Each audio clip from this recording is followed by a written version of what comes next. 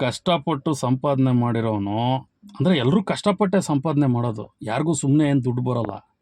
ಆದರೆ ದುಡ್ಡಿಗೆ ಅದಕ್ಕೆ ವ್ಯಾಲ್ಯೂ ಕೊಡ್ತಾನಲ್ಲ, ಅವನು ₹1 ಖರ್ಚು ಮಾಡಬೇಕು ಅಂದರೂ ಕೂಡ ಆ ₹1 ಕೂಡ ನ್ಯಾಯ ಅಂತಕ್ಕಂಥದ್ದನ್ನು ಇಟ್ಟಿರ್ತಾನೆ.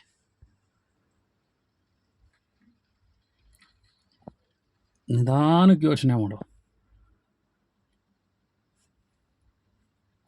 ಹಿಂದಿನವರಿಂದ ಬಂದಿರತಕ್ಕಂಥ ಹಣ, ನೀನೇ ಕಷ್ಟಪಟ್ಟು ಸಂಪಾದನೆ ಮಾಡಿರ್ತಕ್ಕಂಥ ಹಣ, ಅದರದ್ದೊಂದು ರೂಪಾಯೂ ನಮಗೆ ಅದರದ್ದು ಅವಶ್ಯಕತೆ ಇಲ್ಲ ಅಂತ ಅನ್ಕೊಳ್ಳೋ ಹಾಗಿಲ್ಲ. ಹಿಂದಿನವರು ಸಂಪಾದನೆ ಮಾಡೋದು ಕೂಡ ಕಷ್ಟಪಟ್ಟೆ ಸಂಪಾದನೆ ಮಾಡಿರ್ತಾರೆ.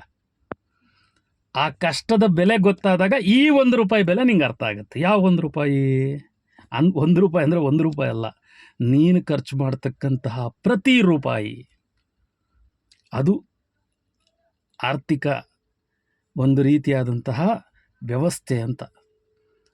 ಹಣವನ್ನು ನಿರ್ವಹಣೆ ಮಾಡ್ತಕ್ಕಂಥದ್ದು ಅಂತ.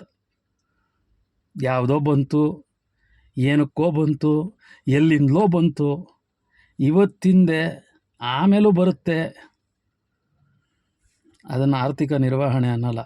ಮನಮೋಹನ್ ಸಿಂಗ್ ಅವರು ತೀರ್ಕೊಂಡಿದ್ದಾರೆ ಇವತ್ತು. ಒಂದು ಉತ್ತಮವಾದಂತಹ ಆರ್ಥಿಕ ತಜ್ಞರು ಅಂತ ಹೆಸರು ಮಾಡಿರ್ತಕ್ಕಂಥದ್ದು.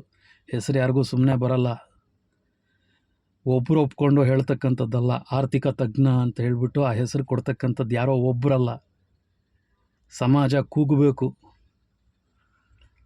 ಅವರನ್ನು ಆರ್ಥಿಕ ತಜ್ಞ ಅಥವಾ ತಜ್ಞರು ಅಂತ ಹೇಳಿಬಿಟ್ಟು. ಅದೊಂದು ರೀತಿ ಬಿರುದಿದ್ದಂಗೆ.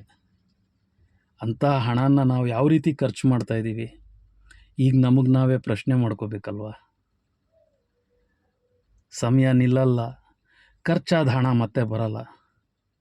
ಯೋಚನೆ ಮಾಡಿ.